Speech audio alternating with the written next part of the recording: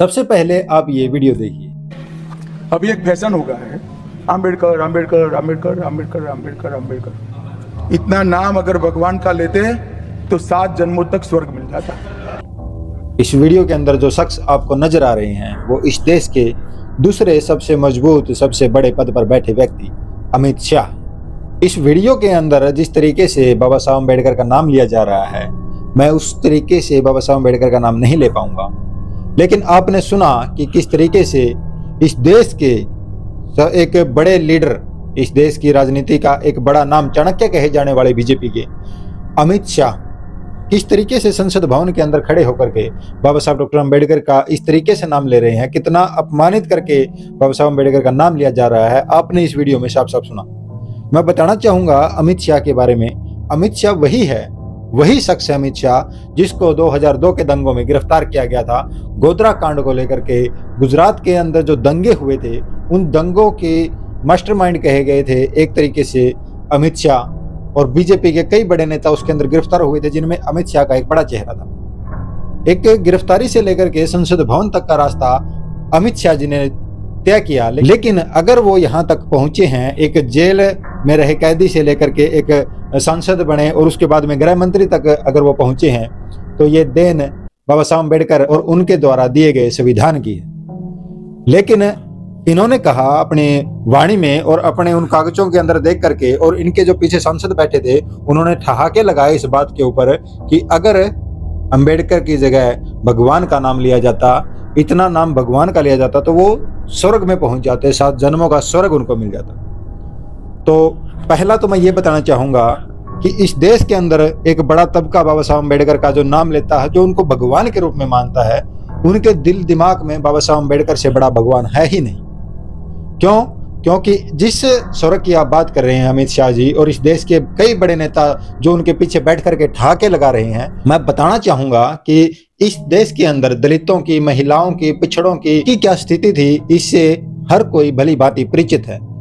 मनुवादी व्यवस्था, जातिवाद की व्यवस्था, महिलाओं को किस तरीके से घर में बंद किया जाता था, पढ़ाई के ऊपर रोक थी, किस तरीके से दलितों को स्कूलों में नहीं घुसने दिया जाता था, पढ़ाई कोई नहीं कर सकता था, वहां से निकाल करके, अछूत की श्रेणी से निकाल करके अगर आज इस देश का राष्ट्रपति रामनाथ कोविंद और द्रौपदी मुर्मू बनती है, तो उस कार्य का श्रेय बाबा साहब अम्बेडकर को जाता है और बाबा साहब अम्बेडकर के संविधान को जाता है। आप किस स्वर्ग की बात कर रहे हैं अमित शाह जी?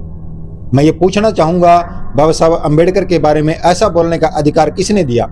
हमारे देश का संविधान जो बाबा साहब की देन है, वो संविधान सबको अधिकार देता है, सबको अधिकार देता है, सभी की इच्छाएं व्यक्त करने का अधिकार संविधान देता है, लेकिन साथ साथ में यह भी कहता है कि आप किसी की भावनाओं को आहत नहीं कर सकते, आप इस देश की राष्ट्रीय एकता को खंडित नहीं कर सकते, आप इस देश के जो राष्ट्रीय प्रतीक हैं, हमारे जो मूल कर्तव्य है हमारे, उसके अंदर आपने पहला कर्तव्य पढ़ा होता।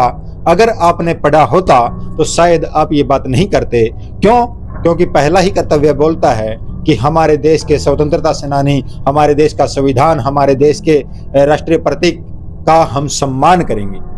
ये बात एक आम नागरिक के ऊपर लागू होती है। आप तो इस देश के गृह मंत्री, इस देश के संसद के अंदर आप बैठे हैं, और इस देश की संसद के अंदर बैठ के जहां पर कानून बनाए जाते हैं, इस देश को चलाने के लिए व्यवस्था तैयार की जाती है, इस देश के तमाम करोड़ों लोगों को रास्ता दिखाया जाता है, उस संसद के अंदर बैठ करके आपका इस तरीके से बयान देना बेहद निंदनीय है।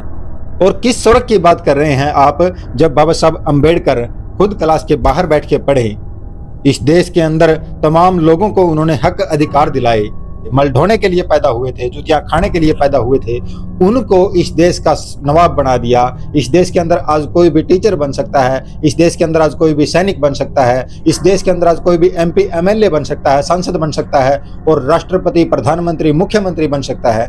तो ये देन बाबा साहब अम्बेडकर की है, और इससे बड़ा स्वर्ग आज के दिन दुनिया में है ही नहीं। और ये स्वर्ग अगर किसी की देन है तो बाबा साहब अम्बेडकर की देन है। अब अगर उस भगवान का नाम हम ना जपें और इस देश के तमाम लोग ना जपें, तो किस भगवान का नाम आप लेने की बात कर रहे हैं? अगर आपको इतना ही स्वर्ग का और भगवान का नाम जपने का शौक है, तो आपको मैं मानता हूं कि आपको एक सन्यासी हो जाना चाहिए था। आपको नहीं जाना चाहिए था इस देश की संसद के अंदर और एक बात और मैं बताना चाहूंगा कि इसके ऊपर राजनीति शुरू हो गई।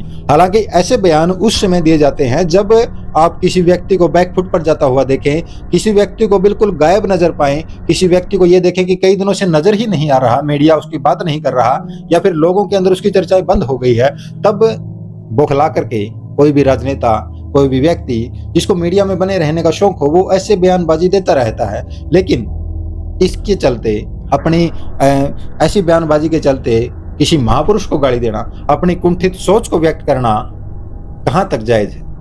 यहां मैं ये भी बताना चाहूंगा कि अगर बाबा साहब के अलावा अगर उन्होंने किसी और महापुरुष को भी गाली दी होती, इन महापुरुषों का सम्मान हमारे देश का हर नागरिक करना जानता है, हर नागरिक को करना चाहिए, और आप तो हमारे वरिष्ठ नागरिक। लेकिन अगर आप ही महापुरुषों का इस तरीके से अपमान करेंगे तो देश की जनता आपको देख करके क्या सीखेगी। हम मान सकते हैं कि ऐसी कुंठित सोच के कारण ही आज तक इस देश के अंदर एकता, भाईचारा और ये जातिवाद का जो नाश है ये नहीं हो पाया। यहाँ आपको ये भी बताते हुए चलें कि ऐसे बयानों से राजनीति का एक पुराना नाता रहा है और इस बयान पर भी राजनीति शुरू हो चुकी है। कांग्रेस के तमाम नेताओं ने संसद भवन के बाहर अमित शाह को माफी मांगने के लिए प्रदर्शन किया, उनके इस्तीफे की मांग की। आजाद समाज पार्टी के चीफ एडवोकेट चंद्रशेखर आजाद राव ने भी उनका भारी विरोध किया। ऐसी बातों से हमारे देश के अंदर न सिर्फ भाईचारा, एकता का नाश होता है, बल्कि एक टकराव की स्थिति पैदा होती है, जहां पर हम देखते हैं कि एक बड़ा समुदाय इसकी हानि को भुगतता है। और बयान देने वाले तो संसद भवन में अपने घरों में आराम से रहेंगे, उनको जेल सिक्योरिटी मिली हुई है, वो किसी भी तरह की उनको समस्या नहीं आएंगी। लेकिन इसके पीछे जो रिएक्शन होगा, आम जनता मरेगी, आम जनता के ऊपर पथराव होगा, आम जनता के ऊपर आगजनी होगी, आम जनता के ऊपर कटाक्ष होंगे।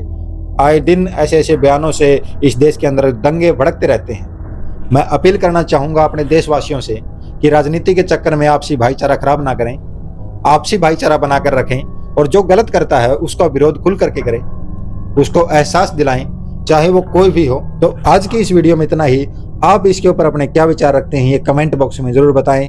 मिलते हैं फिर किसी कार्यक्रम में, तब तक के लिए जय हिंद, जय भारत, वंदे।